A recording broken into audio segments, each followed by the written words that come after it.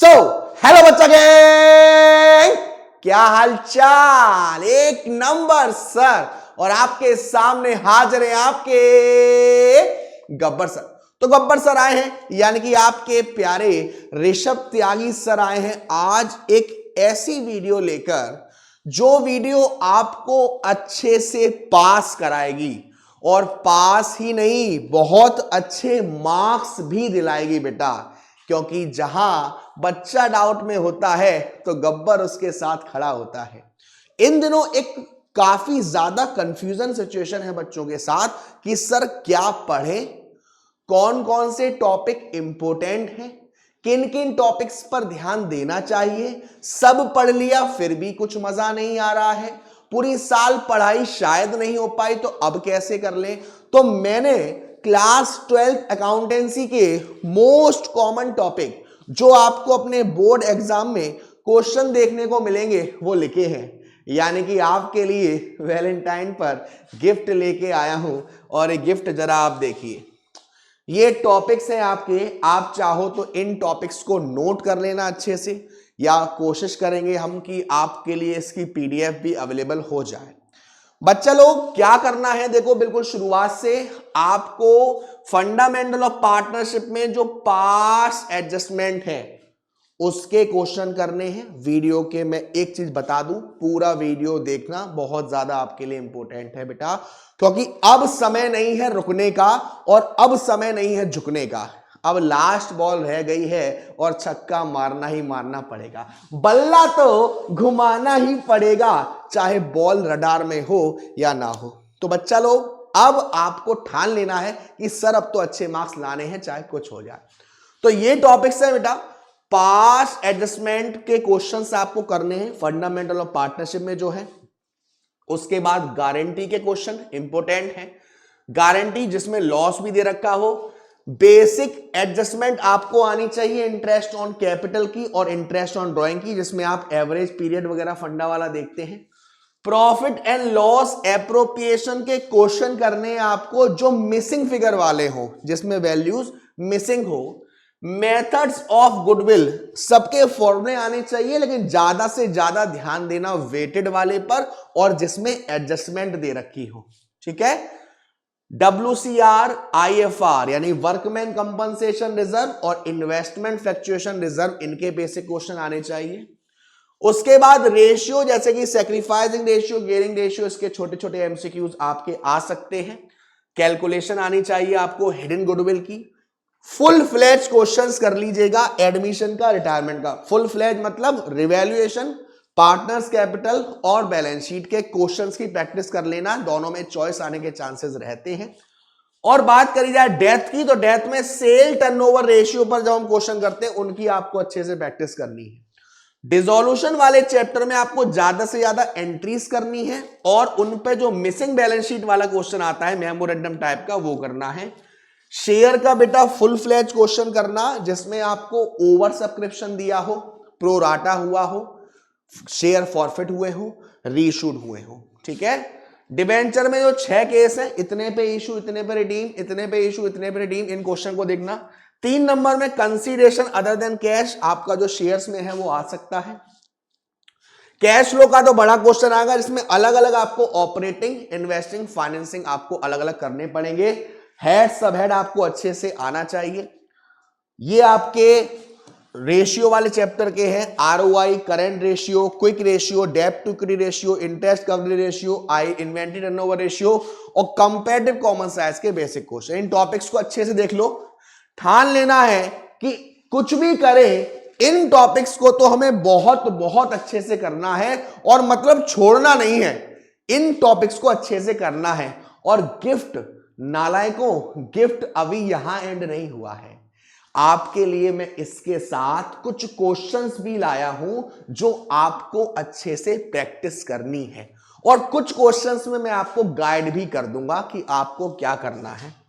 देखिए बेटा, ये एक क्वेश्चन है पास एडजस्टमेंट का। सर हमको इस क्वेश्चन को कैसे करना होता है, एक्चुअल में इस क्वेश्चन में क्या हुआ है, यहां कर लेते हैं। एक्चुअल इन क्वेश्चन में क्या होता है, इन क्वेश्चन में सर हमने अकाउंट क्लोज कर दिया,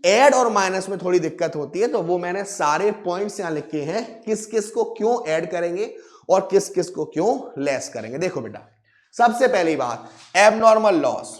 भागो, क्या भागो, कहां भाग रहे हो? आग लग गई भाई, आग लग गई, सामान चोरी हो गया, जल गया, ये नुकसान हुआ है? यस सर, नुकसान हुआ है। जिस साल ये नुकसान हुआ होगा उस साल माइनस किया होगा आपने, हाँ या ना? यस सर, माइनस किया होगा। क्या ये नुकसान हर साल होगा? क्या आप एक्सपेक्ट करोगे कि अगली साल भी आग लगेगी, उसके अगली साल भी आग लगेगी? नहीं सर, ये आप एक्सपेक्ट नहीं करोगे। इसीलिए हम इसको प्लस कर देते हैं। क्या कर देते हैं? प्लस कर देते हैं, ठीक है।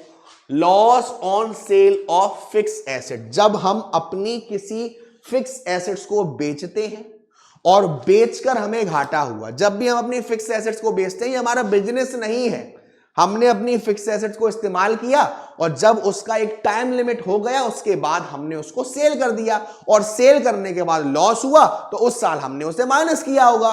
लेकिन क्या बार बार करोगे ये? क्या हर साल ये करोगे? नहीं सर, उस साल लेस किया था, हाँ, इस साल क्या करेंगे? ऐड करेंगे। Over valuation of opening stock और under valuation of closing stock, since it would have reduce the profit. अगर ओपनिंग स्टॉक की वैल्यू ज्यादा है या क्लोजिंग स्टॉक की वैल्यू अंडर वैल्यू, मतलब कि ओपनिंग स्टॉक की वैल्यू ज्यादा दिखा रखी है या क्लोजिंग स्टॉक की वैल्यू कम दिखा रखी है, इसकी वजह से हमारा प्रॉफिट इफेक्ट होगा, प्रॉफिट हमारा उसकी वजह से कम होगा। फॉर एग्जाम्पल, ओपनिंग स्टॉक 20,000 का था और क्लोजिंग स्टॉक 40,000 का था। अब मैं आपसे पूछूं कितने का प्रॉफिट हो रहा है? 20,000 का। लेकिन अगर मैंने इसमें 4,000 रुपए ओवर वैल्यूड हो गए होते तो प्रॉफिट कितने का हो गया? 16,000 का। 4,000 का ओवर वैल्यूएशन की वजह से क्या हुआ? कम हुआ। या फिर ये क्लोजिंग स्टॉक कम होता, इसकी वजह से भी कम होता। तो इसको ठीक करने के लिए हमें क्या करना पड़ेगा? ऐड करना पड़ेगा। नॉन रिकरिंग एक्सपेंसेस, ऐसे खर्चे जो आपको बार बार नहीं करने, एक बार आपने वो खर्चा कर दिया उसके बाद बार बार वो खर्चा नहीं करना। उस साल खर्चा किया था, माइनस किया था, हर साल नहीं होगा, क्या करना पड़ेगा? प्लस करना पड़ेगा। किसी कैपिटल एक्सपेंडिचर को आपने रेवेन्यू एक्सपेंडिचर मान लिया, आपने परचेज करी मशीनरी, एंट्री क्या करेंगे? Machinery account debit to cash account, अब डेबिट कर दिया परचेज अकाउंट। इस केस में हम उसको क्या करेंगे? ऐड करेंगे। और कैपिटल एक्सपेंडिचर आप बार बार नहीं करते, ये वो खर्चे होते हैं जिसका बेनिफिट आपको लंबे साल तक मिलता रहता है, ठीक है। बात करी जाए लेस की तो उसका जस्ट उल्टा, वहां एबनॉर्मल लॉस था तो यहां एबनॉर्मल गेन है, फायदा है, एबनॉर्मल गेन है। उस साल आपको फायदा हुआ था, कुछ भी करके आपने फिक्स एसेट्स को बेचा, कुछ भी करके फायदा हुआ, वो फायदा हर साल नहीं होगा। उस साल हुआ तो हमने प्लस किया था, इस साल क्या करेंगे? माइनस करेंगे। वहां पर ओवर वैल्यूएशन ओपनिंग स्टॉक था, यहां पर ओवर वैल्यूएशन क्लोजिंग स्टॉक है और अंडर वैल्यूएशन क्या है? ओपनिंग स्टॉक है। नॉन रिकरिंग इनकम, कोई ऐसी इनकम जो आपको उस समय मिली, बार बार नहीं मिलेगी, हाल फिलहाल, तो उस समय इनकम मिली थी, आपने प्लस किया था, ठीक करने के लिए क्या कर देंगे? लेस कर देंगे। कोई ऐसी इनकम जो नॉन ट्रेड इन्वेस्टमेंट से आई है, जो आपके बिजनेस एक्टिविटी से रिलेट नहीं कर रही है, उस समय जोड़ा था, अब क्या करेंगे? माइनस करेंगे। Management cost, partner remuneration if it is not deducted, अगर पार्टनर की सैलरी वगैरह दे रखी है, वो काटी नहीं गई है, तो आपको माइनस करना पड़ेगा। या और कोई भी फ्यूचर के एक्सपेंसेस जैसे कि इंश्योरेंस प्रीमियम। सैलरी तो भाई देनी पड़ेगी, आपने बिजनेस खरीदा है, किसी का चलता हुआ बिजनेस खरीदा है, तो भाई वहां पर जो लोग काम कर रहे थे उनको सैलरी तो देनी पड़ेगी, तो वो आपका वहां पर लेस होगा। इसकी प्रैक्टिस के लिए एक अच्छा सा क्वेश्चन मैंने लिया है, ठीक है, प्रैक्टिस करिएगा बेटा इसकी अच्छी सी। यहां पर देखो आपको एडजस्टमेंट दे रखा है, ये आपका एबनॉर्मल लॉस दे रखा है। अब एबनॉर्मल लॉस दे रखा है तो हम क्या करेंगे? एबनॉर्मल लॉस को प्लस करते हैं। एबनॉर्मल गेन दे रखा है तो इसको क्या करते हैं? माइनस करते हैं। देन आपको क्लोजिंग स्टॉक दे रखा है जिसकी वजह से ओपनिंग स्टॉक भी हमारा क्या हो गया होगा? अंडर वैल्यू, तो एक जगह ऐड करेंगे और दूसरी जगह लेस करेंगे, ठीक है। और सेम आपका ये कैपिटल और रेवेन्यू एक्सपेंडिचर वाला फंडा है। और भी है क्वेश्चन, टेंशन मत लो। ये देखो एक बड़ा क्वेश्चन है जिसमें आपको दिक्कत आती है रिवैल्यूएशन में। तो देखो रिवैल्यूएशन अकाउंट में आपको बताऊं, रिवैल्यूएशन अकाउंट हमारा एक नॉमिनल अकाउंट होता है और नॉमिनल अकाउंट का रूल कहता है debit all expenses and losses, credit all income and gain. Debit all expenses and losses, credit all income and gain. अगर आपको घाटा हुआ है तो डेबिट साइड जाएगा और फायदा हुआ है तो क्रेडिट साइड जाएगा। एक तो ये नियम है इसको याद करने का, बराबर। अगर आपकी किसी एसेट्स की वैल्यू कम हो गई, घाटा हुआ, डेबिट साइड डाल देंगे। एसेट्स की वैल्यू बढ़ गई तो फायदा हुआ, कहां डालोगे? सीआर में डालोगे। लायबिलिटीज की वैल्यू कम हो गई, फायदा हुआ, सीआर में डालोगे। लायबिलिटी की वैल्यू बढ़ गई, घाटा हुआ, कहां डालोगे? डीआर में डालोगे। अब देखो stock is to be valued at 20% less. Stock को आपको 20% कम पर लेना है तो स्टॉक हमारी एक एसेट्स है, कहां आएगी? डेबिट साइड में। प्रोविजन फॉर डाउटफुल डेब्ट to be increased by 1500। Provision हम बनाते हैं डेटर्स के लिए, अब उसको और बढ़ाना है तो हमारे लिए एक एक्सपेंस बढ़ रहा है, लायबिलिटी की तरह ट्रीट करते हैं, बढ़ रहा है, घाटा हुआ, कहां जाएगा? डेबिट साइड में। Furniture is to be depreciated और प्लांट यानी कि डेप्रिशिएट यानी वैल्यू कम हो रही है, ये भी कहां जाएगा? डीआर साइड में। 3500 are outstanding for salary, salary का आउटस्टैंडिंग है, बकाया है, ये भी कहां जाएगा? डीआर में जाएगा। बिल्डिंग की वैल्यू 3.5 लाख हो गई, पहले कितनी थी? पहले थी 3 लाख, तो बढ़ गई भाई, तो ये कहां आएगा? सीआर साइड में, फायदा हो गया। गुडविल से इसका कोई मतलब नहीं है। इस क्वेश्चन को अच्छे से प्रैक्टिस करिएगा बेटा। बाकी आप यहां भी देखिए क्या क्या चीजें बांटने वाली हैं। रिजर्व आपको बांटना है, पार्टनर्स कैपिटल में सीआर, प्रॉफिट दे रखा है पार्टनर्स कैपिटल में सीआर, बाकी जो रिवैल्यूएशन में प्रॉफिट आया है तो सीआर, लॉस आया है तो डीआर, ठीक है। देन एक और क्वेश्चन लिया था आपके लिए, यहां पर और एडजस्टमेंट दे रखी रिवैल्यूएशन की। Provident fund is to be increased by ₹5000। Provident fund हम अपने एम्प्लॉइज के लिए बनाते हैं, अब उसको और बढ़ाना है कितने से? 5000 से, तो ये डीआर जाएगा रिवैल्यूएशन में। डेप्टर्स आर ऑल गुड, सारे इसके सारे डेप्टर्स बढ़िया है, मजे में है, कोई प्रोविजन बनाने की जरूरत नहीं है, प्रोविजन खत्म कर देंगे। तो प्रोविजन अगर दे रखा है तो उसे खत्म करेंगे, फायदा होगा, कहां जाएगा? सीआर में जाएगा। स्टॉक में 3000 रुपए के ऐसा स्टॉक है जो एब्सोल्यूट आइटम है, बेकार है, नुकसान हो गया, कहां जाएगा? डीआर में जाएगा। क्रेडिटर्स को 1000 रुपए और देने हैं, कहां जाएगा? डीआर में जाएगा। फिक्स एसेट्स की वैल्यू 70,000 हो गई, पहले कितनी थी? 80,000, ये भी घाटा हो गया, यानी कि मोस्टली डीआर में ही जा रही चीजें, बस एक ये प्रोविजन वाला सीआर में गया है। ये एक मोस्ट इंपॉर्टेंट क्वेश्चन है जो मैंने आपको सेल टर्नओवर रेशियो का लिया है, जिसमें आपके पार्टनर की डेथ होती है और उसके हिसाब से पहले आप प्रॉफिट का परसेंटेज निकालते हो, प्रीवियस कितना प्रॉफिट हुआ उसके हिसाब से, ठीक है। प्रीवियस कितना प्रॉफिट हुआ, प्रीवियस ईयर सेल कितनी हुई थी, उसके हिसाब से आप प्रॉफिट निकालते हो। देन इस साल कितनी सेल हुई, जब तक वो जिंदा था उतनी परसेंट के हिसाब से हम प्रॉफिट को कैलकुलेट करेंगे। ये बहुत अच्छे अच्छे क्वेश्चंस लिए बेटा, सबकी अच्छे से प्रैक्टिस लेना। ये डिबेंचर्स डिबेंचर कह रहा हूं, डिसोल्यूशन वाले चैप्टर का पार्ट है बेटा। डिबेंचर्स वाले डिसोल्यूशन वाले चैप्टर में आपको ज्यादा से ज्यादा एंट्रीज करनी है, तो कुछ एंट्री से क्वेश्चन मैंने लिए हुए हैं। सबसे पहले ध्यान रखिएगा, डिसोल्यूशन में हम रिलायेशन से मतलब रखते हैं और बैंक से मतलब रखते हैं। आपने किसी एसेट्स को बेच दिया, पैसा आया, bank account debit to realisation. किसी एसेट को कोई पार्टनर ले गया, partners capital account debit to realisation. आपने किसी का पेमेंट करा, realisation account debit to bank. किसी पार्टनर ने पेमेंट करा लायबिलिटी का, realisation account debit to partners capital account, ठीक है। इस तरीके से करनी है। जैसे आपका डेटर रिलाइज हुआ, पैसा आया, bank account debit to realisation. Haider ji ने सारे इन्वेस्टमेंट ले लिए तो Haider's capital account debit to realisation. Sundry creditors का पेमेंट किया है 5% डिस्काउंट के बाद, तो 5% काटने के बाद realisation account debit to bank account, ये भी realisation account debit to bank account. तो इन क्वेश्चन की बेटा बहुत अच्छे से प्रैक्टिस करिएगा। ये एक शेयर का क्वेश्चन है आपके लिए, शेयर का फुल क्वेश्चन है बेटा आपके लिए। अब देखो इसको भी मैं थोड़ा गाइड कर देता हूं आपको कि यहां पर आपको 50,000 शेयर्स दिए थे, 10 ईच है, एप्लीकेशन 3 है, अलॉटमेंट इतना है, इतना। अब देखो शेयर कितने आ गए बेटा, 60,000 शेयर, यानी 10,000 शेयर ज्यादा आ गए, 10,000 शेयर ज्यादा आ गए। आगे कह रहा है 10,000 वालों को फुल दिया, 20,000 शेयर्स को 15,000 शेयर दिए और 30,000 वालों को 25, यानी कि रिटर्न नहीं करा है, रिटर्न नहीं करा है, सारे के सारे शेयर एडजस्ट कर दिए हैं। 5,000 यहां कर दिए, 5,000 यहां कर दिए, 10,000 शेयर एडजस्ट कर दिए अलॉटमेंट पर। तो एप्लीकेशन की सेकंड वाली एंट्री में 2 शेयर अलॉटमेंट में हम क्या करेंगे, ये जो 10,000 है उसका 3 से मल्टीप्लाई करके आप आंसर डाल दो। जैसे आप पहली एंट्री क्या करोगे, bank account debit to share application बराबर। अब इस एंट्री में अमाउंट किससे आएगा, 60,000 से या 50,000 से, 60,000 से आएगा। 60,000 इंटू 3 यानी कि 1,80,000।